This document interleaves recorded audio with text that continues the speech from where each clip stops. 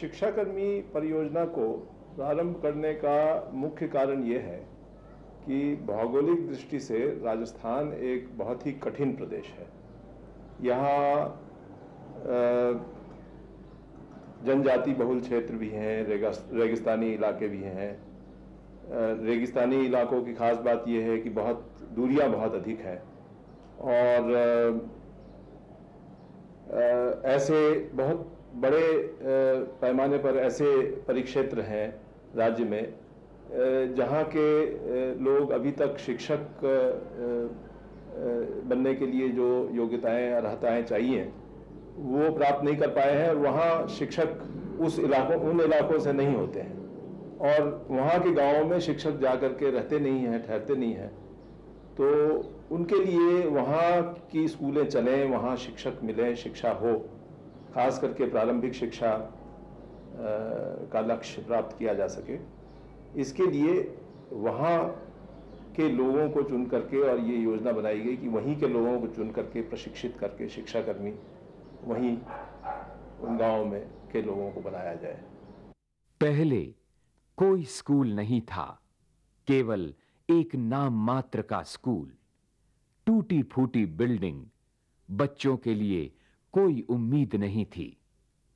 परंतु परियोजना के आरंभ होते ही सुंदर स्कूल, प्रसन्न बच्चे और उनके अभिभावक।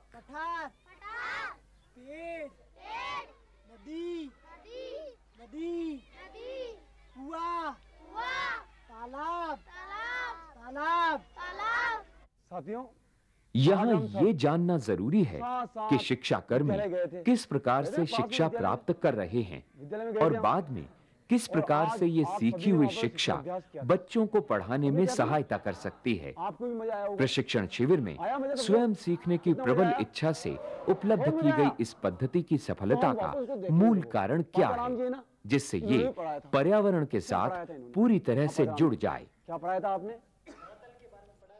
धरातल के बारे में उन्होंने पढ़ाया था। वर्तमान में राजस्थान के 27 जिलों में ये योजना चल रही है। इन जिलों की 90 पंचायत समितियों के 1610 गांवों में 3460 शिक्षा कर्मियों द्वारा ये योजना चलाई जा रही है। इन स्कूलों में लगभग 1,22,000 छात्र छात्राएं अध्ययनरत है। इस शिक्षाकर्मी योजना के अंतर्गत बालिका शिक्षा हेतु 8 महिला प्रशिक्षण केंद्र, लगभग 250 महिला सहयोगी और 50 आंगनशालाएं भी चलाई जा रही है। मैं दौसा पंचायत समिति के प्रधान हूँ। हमारे क्षेत्र में भी शिक्षाकर्मी योजना की करीब 11 स्कूलें चल रही है और वो ऐसे अंदरूनी इलाकों में, काफ़ी पहाड़ी क्षेत्र में जहाँ के टीचर्स जाने में उनको प्रॉब्लम होती थी। और मैंने स्वयं ने जाके देखा है कि एक गांव तो ऐसा है पहाड़ी इलाके पे, जहाँ कि हम जीप से गए तो करीब 2 घंटे लगे उसमें जाने में। और उस गांव में उस वहाँ पे जो शिक्षाकर्मी स्कूल चल रहा है वहीं के टीचर्स लगे हुए हैं और उन शिक्षाकर्मी स्कूल काफ़ी अच्छा चल रहा है। और इसमें साक्षरता के अभियान में इसमें शिक्षाकर्मी जो प्रोजेक्ट्स है इसको काफ़ी बढ़ावा मिला है। शिक्षाकर्मी योजना जो राजस्थान के विभिन्न ज़िलों में, विभिन्न पंचायत समिति में, दूर दराज के गाँव में चल रही है, वहाँ पर अधिक से अधिक संख्या में विद्यालयों में महिला शिक्षाकर्मियों को भेजना, ताकि वो स्कूल में बच्चों को पढ़ा सकें और बालिकाओं को, विशेष तौर पर लड़कियों को विद्यालयों में पढ़ने के लिए आकर्षित कर सकें। गांव के अंदर बहुत कम लड़कियां विद्यालय में जाती हैं। गांव में उनके माता पिता भी इस बात के प्रति जागरूक नहीं होते हैं कि लड़कियों को पढ़ाना आवश्यक है। लड़कों को तो वो पढ़ा लेते हैं, परंतु लड़कियों के प्रति ज़्यादा ध्यान नहीं देते हैं। तो आप लोग जब शिक्षाकर्मी बन जाएंगी तो विशेष ये आपको देखना पड़ेगा कि गांव की सभी बालिकाएं विद्यालय में पढ़ने के लिए आ रही हैं। जिस गांव में शिक्षाकर्मी स्कूल है वहां से ही शिक्षाकर्मी अथवा महिला शिक्षाकर्मी लिए जाते हैं और वो उसी गांव के रहने वाले होने चाहिए और उनका चयन भी शिक्षाकर्मी सदस्य गांव वालों के साथ मिलकर करते हैं। लड़का यदि 8वीं पास है और लड़की यदि 4वीं कक्षा पास है तो उनका चयन शिक्षा कर्मी के रूप में हो सकता है। पहले भी आपके यहाँ स्कूल चलता परंतु था, वो लड़का या लड़की उसी गांव के स्थायी सदस्य अवश्य होने चाहिए। शिक्षा कर्मी उस गांव के लिए ही मुख्य रूप से उत्तरदायी होता है। शिक्षा कर्मी के रूप में उसे जो भत्ता मिलता है वो उसी से ही अपना और अपने परिवार का निर्वाह करता है। देखो आपके समक्ष एक संख्या लिखी जा रही है, पढ़ो इसे। परियोजना के शिक्षण प्रशिक्षण केंद्र के अध्यापक किस प्रकार से प्रशिक्षण लेने के पश्चात विभिन्न विषयों को पढ़ा रहे हैं। अब देखो इसके नीचे एक संख्या और लिखी जा रही है। दिन का प्रशिक्षण और उसके पश्चात भी समय समय पर शिक्षण की व्यवस्था करना परियोजना का एक मुख्य अंग है। महिला प्रशिक्षण केंद्र में क्रेच प्रशिक्षण प्राप्त महिला शिक्षा कर्मी के बच्चों को देखने के लिए और उनके रखरखाव के लिए प्रशिक्षण केंद्र का एक भाग है, जिसको योग्यता प्राप्त आया चलाती है। उसमें क्या सीखा आपने? उसमें यही मतलब बच्चों को कैसे रखते हो आप, बच्चों के क्या क्या मतलब खाने को देते हो, बच्चों को कैसे परमेश्वर करते हो इनके। उससे आपको कुछ फायदा हुआ ट्रेनिंग से? हाँ, क्यों नहीं? ट्रेनिंग से खूब फायदा हुआ। हाँ। आपने ट्रेनिंग में कुछ कोई कहानी, कोई गीत, कोई लोरी वगैरह भी सीखी क्या? हाँ सीखी थी। कोई बच्चे को संभालने देखिए, लोरी गाइए कोई? हाँ गाई थी। गाइए गाइए, अभी गाइए बच्चे को लेके। कितनी गोलियां ये? कितनी गोलियां ये? 9। कितनी है?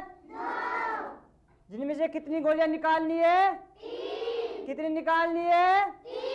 3। 1 2 3। कितनी गोलियां निकाल ली? 3। शाबाश। कितनी निकाल ली? 3। कितनी बची? 6।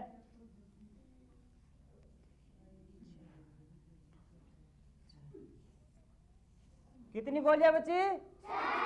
6। ये 6। कितनी गोलियां थी पूरी? 9। जिनमें से कितनी निकाली है? 3। कितनी बची? 6। ये कितनी है? 9। कितनी है ये? 3। कितने बचे ये? 6। ये कितनी गोलियां गिन गिन के बताओ भाई। शाबाश।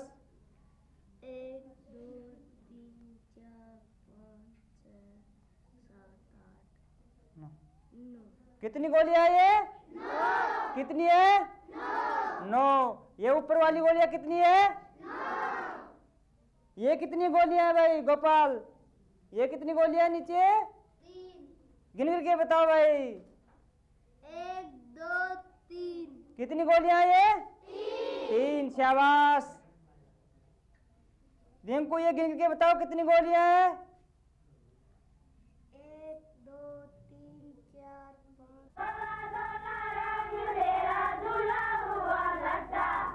घोड़े ओ घोड़े तो खींच मेरा तांगा। मेरे लाभ हुआ, बच्चा बहुत समझदार हुआ है, इसमें से समझ भी आई है, इसलिए दिन को काम संभालते और रात को ये पढ़ने के लिए पहली नंबर तो 1-2 लड़का भी नहीं आता। अभी तो रात को अंदर 50 लड़के लड़की और 50 लड़के रात को पढ़े और दिन को 70-75 तक दिन को पढ़ता है, इसलिए हमारे तो ठीक लगा है।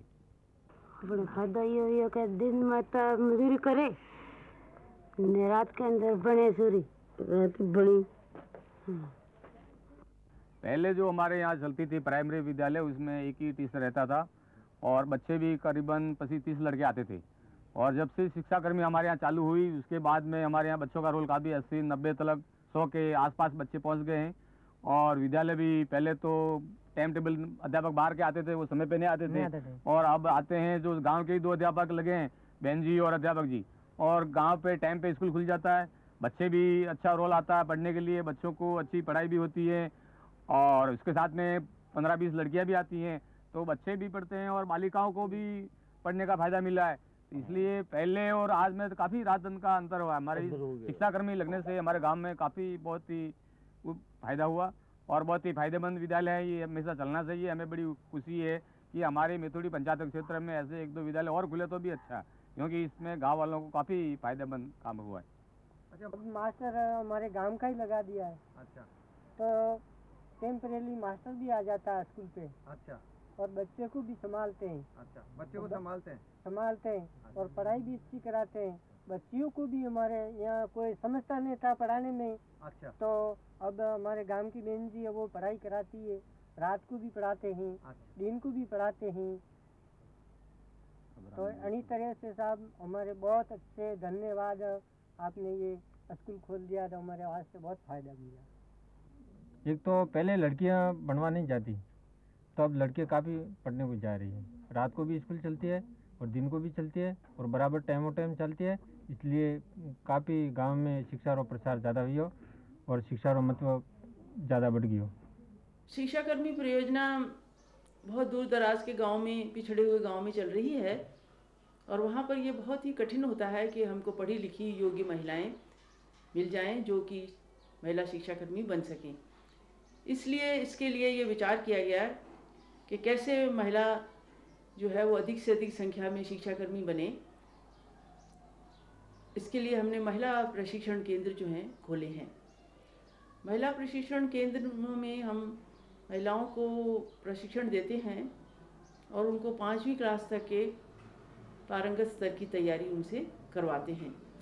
ये महिलाएं उन्हीं गांव से आती हैं जहां पर के शिक्षाकर्मी स्कूल चल रहे हैं और ये महिलाएं सभी वहाँ की उन गांव की बहुएं होती हैं, जिससे कि वो गांव में रहें और स्कूल की सेवा हमेशा के लिए कर सकें। वर्तमान में शिक्षाकर्मी बोर्ड द्वारा 2 तरह की पाठशालाएं चलाई जा रही हैं, दिन की एवं रात की। रात की पाठशालाओं को हम प्रहर पाठशाला कहते हैं। प्रहर पाठशाला और अनौपचारिक शिक्षा केंद्र में काफ़ी समानता है।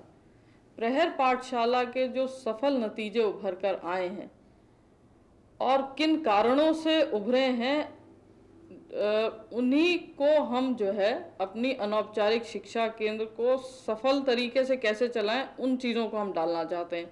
अब ये कारण, जैसे सफल होने के कौन से कारण हैं, वो हैं प्रशिक्षण, सतत मूल्यांकन, प्रबोधन। तो इन चीज़ों को हम भी अपने अनौपचारिक शिक्षा केंद्र में डालना चाहते हैं और प्रयास यही हम लोग कर रहे हैं, जिससे हम भी अनौपचारिक शिक्षा केंद्र को एक सफल योजना, इसको कैसी बनाई जाए या इसको जो है हम प्रभावी तरीके से कैसे लागू करें, जिसमें शिक्षाकर्मी के स्तर और अनौपचारिक शिक्षा केंद्र में समानता हो जाए। और प्रत्येक गांव में 2 शिक्षाकर्मी होते हैं जो मिल करके ये कोशिश करते हैं कि गांव के 100% बच्चे स्कूल से, दिन के स्कूल से नहीं तो कम से कम प्रहर पाठशाला से तो जुड़ ही जाएं। और आपको जान के खुशी होगी कि अब तक 115 गाँव में ऐसे गांव हैं जहां पर कि 100% इस लक्ष्य को पूरा कर लिया गया है, यानी कि 6 से 14 आयु वर्ग के 100% बच्चे स्कूल में आ रहे हैं।